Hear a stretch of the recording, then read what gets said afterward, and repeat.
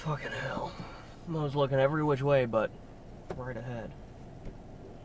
This road, you can see part of it. It's a 6-lane Cimarron. 6-lane major thoroughfare. And every morning, same routine. And if anything, it's December 18th. I think we're on a school break, holiday school break, so traffic seems to be a little bit lighter. So there is a break in the median right in front of my buildings. So the idea is you exit, you pull direct, cross the 3 lanes of traffic into,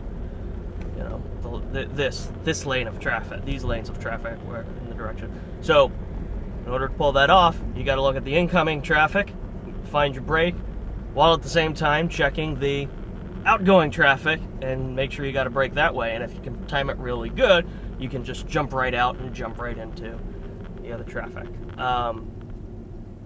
Man, I was looking that way, I was looking that way, every which way but right ahead, and there is another apartment complex right across the street, and a guy was pulling. I take full responsibility. I pulled right out. I see the brake. It's a very small brake, but it's enough that I think I can just fly right through. And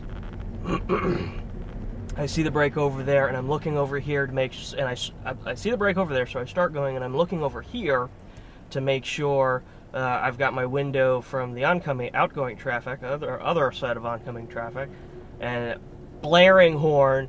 All of a sudden, there's a Jeep sitting in the median right in front of me. Slam on the brakes. The fronts of our cars tap, and it could have been this major head-on collision. And I'm just like, oh my fucking God.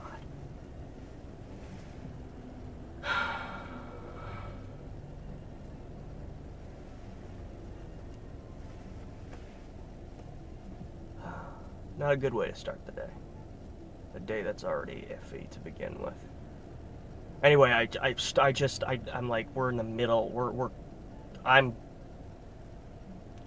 still hanging out on the traffic over there, so I pull out, and I see he's still sitting there. He gets out, and I loop back around and get into the turn lane, turn on my. I was like, I take a quick glance at take a quick glance at the car, and there's like a scuff, and he'd already looked at his car a little bit, and he's like, it's cool, just a scuff on the car, and I'm like, totally sorry, was not looking right ahead, looking every which way but straight ahead. It's like, it's cool. Oh, if you're cool, I'm cool. Sorry, and then that was that. So, gets the adrenaline going. I mean, that was almost a fucking head-on collision. It was a head-on collision. It was a head-on tap. Fucking hell. So yeah, that's the start of my day. No, the real start of my day was and I fucking hate to say this because I feel like I was just, went through a bit of depression. I don't want to do that again, but I'm not there. I'm not there.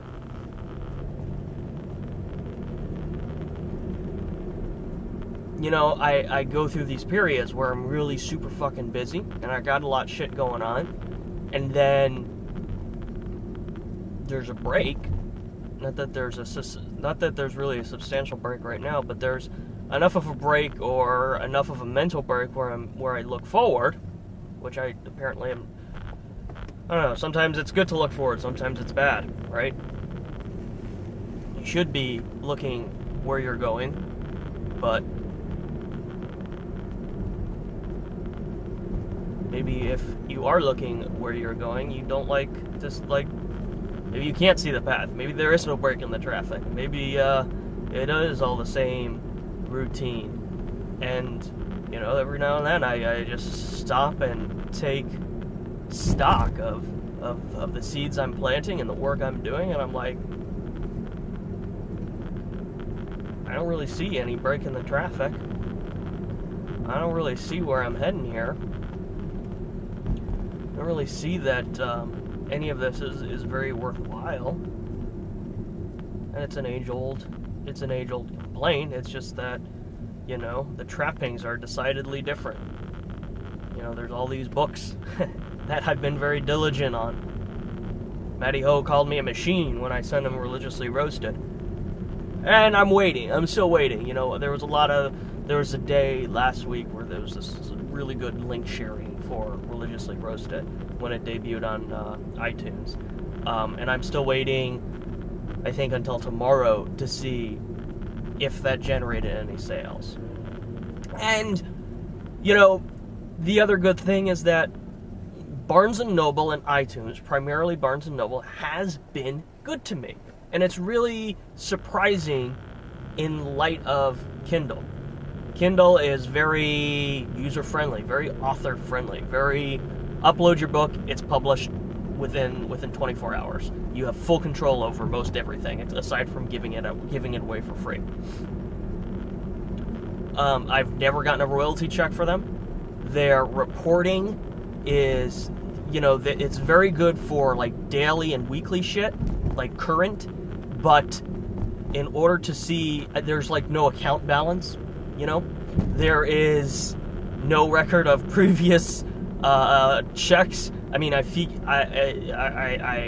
as though I should have the appropriate a small enough balance to justify their requirements for a payout, and I haven't seen anything. And there's no, I mean, their back-end tools, their reporting tools are very light in that department. When it comes to weekly, like if you bought a book on Amazon, one of my books on Amazon today, right this second, I would see it. I would know it was bought. I would know, and you know, that it's informative. But there's no, number one, the sales are really low. There doesn't seem to be much of a, I don't know what it is. Is it because Kindle is so well established? I think that's part of it. Kindle is so well established. Kindle has such a massive audience. Kindle has such a massive direct link to the publishers, to first-run books. So, you know, the good part is that, the good bit is that Barnes & Noble and iTunes, those are published through Lulu, how I publish my regular books, which I'm slowly pulling back and eliminating altogether. But their process for publishing the books, through Lulu, is that there's a long submission process. iTunes goes through faster, but it's still weeks on end. I'm still waiting in this process for Religiously Roasted to appear on Barnes & Noble's Nook website, the Barnes & Noble Nook store. And it's just taking this long time. It's just this horrible fucking long time. It's ridiculous. That's one bad thing about it, and then the other bad thing is that there is like a 6 to 7 day delay in the reporting.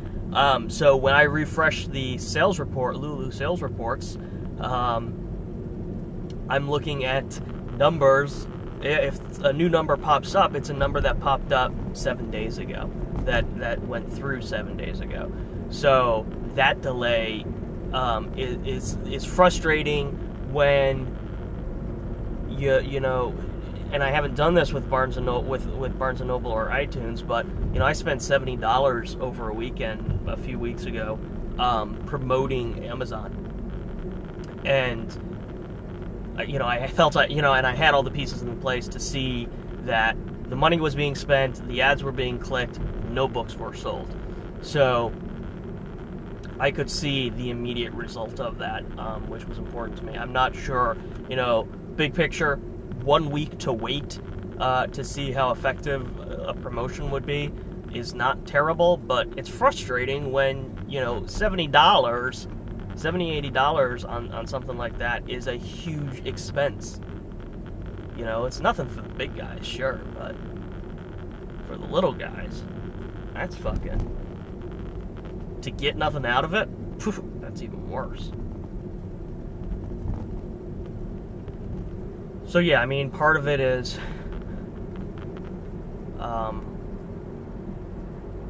Barnes & Noble hasn't dropped yet. I don't know. And then there's, what happens when it does, and nothing happens. Zaphod Zombie and Bork9 are my two books that sell, and they sell well. They sell surprisingly well on Barnes & Noble. Barnes & Noble and the occasional iTunes sale. But it's not really enough for me to be like, woohoo, I'm successful. It's just, it's enough to know, hey, they are selling, and that's something. And, looking across the lanes of traffic, I don't really see a change. It's hard to see a change. I was promised a book review for Religiously Roasted, and I'm not looking a gift horse in a mouth and complaining that it's not coming. I'm from the Sojo, not anybody else. But where is it? Is it coming, or is it something that he didn't really care for it, or he didn't get into it, or he hasn't even read it yet? And it's a novella. It's really short. You sit down and read it, and if you like it, you sit and read it in one sitting. I don't know. And then I'm just really disappointed in myself because, there's a good part of me that really wants to finish Caffeine this year. And it's December 18th, so that's not happening. And I'm disappointed in myself because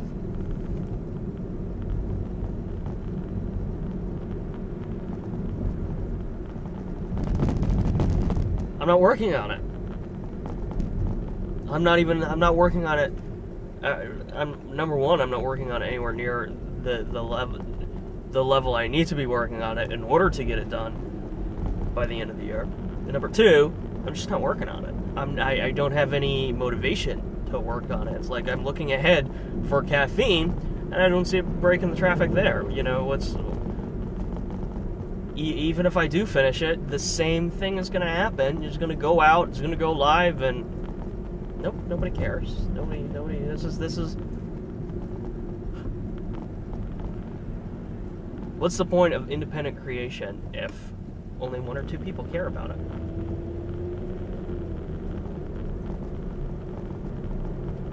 Well, flip side is that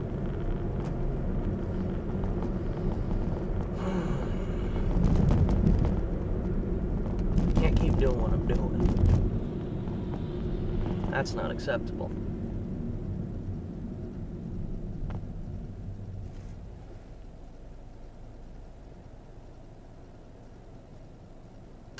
And in a way that in something that feeds the neurosis, something that came up as of yesterday. Find out that our sister company wants a website, and it's asked of me very, very vaguely before I know who is asking for it. What do we charge for a website like Frank's website? I was like, well, which website are you talking about for Frank? For the legal website or his Guns website? The Guns website is all me. That's my work. So basically, the company that I work for, CFMP, the marketing company, is possibly going to be tapped to produce a website for the real estate end of the business. And I think part of me wants to wait to see how some of this plays out because it's probably the right thing to do. But what's frustrating about this is that I charge $30 an hour. And, that's what I do. That's the Guns website. I'm doing the Lai restaurant website. I have work that I do. It's not a lot, but it's a little bit here and there. And it's small time stuff, but it's the Arms website is a good website, very quality website as far as I'm concerned. and he hasn't had any issues with it, certainly. He seems very satisfied with the work, with the product and the work. Keeps coming back for more.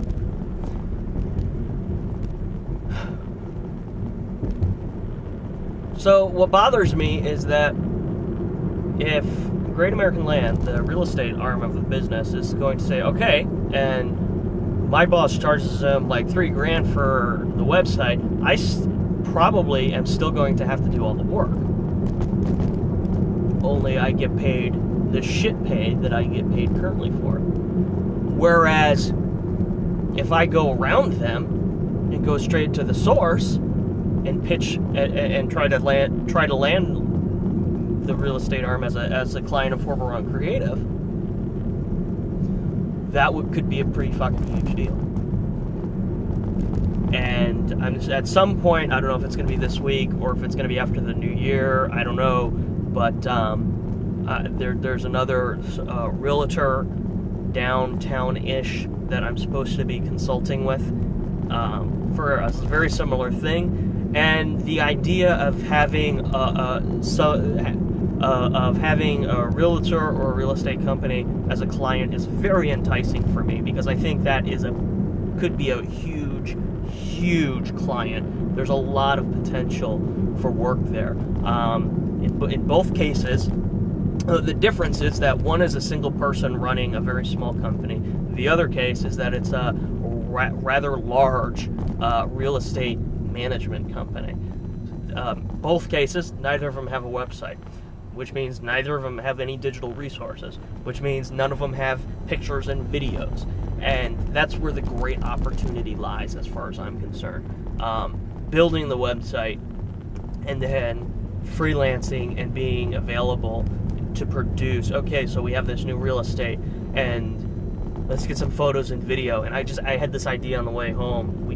How great would it be to incorporate Google's new photosphere with their the Nexus and the Galaxy 10. You have to have one of those devices, or I don't know if you can do it on like a Galaxy Nexus, or you have to have the Nexus 4. But either way, have that, photosphere element, which is essentially, if you don't know, it's like Google Maps. You ever go down into Street View of Google Maps and you can just turn around and spin full circles? They figured out how to put that technology into your phone camera, and you can create your own 360 panoramas. And I was just thinking, that would be such a wonderful, really neat component for real estate, in a practical, simple way to implement it. So, fuck.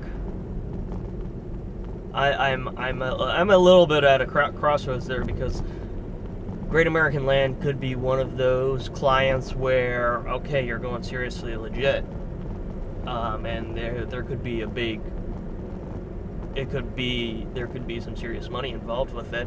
On the other hand, if that's the case, I'm totally screwed over. I would be sabotaging. I would be really screwing myself over as far as my own job stability to, if I go around my boss's back to try to land this gig. So I don't know, and I wanted to talk to Sam last night. She wasn't feeling well, so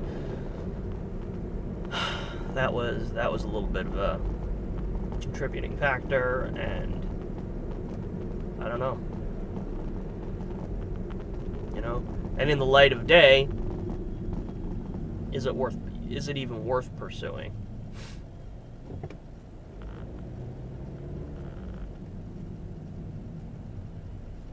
Is it better just to say fuck it?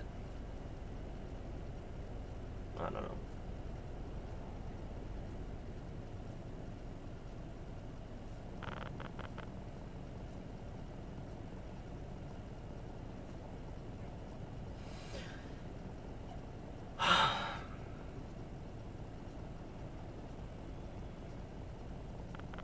Trip has a very good video today. So go. Check it out.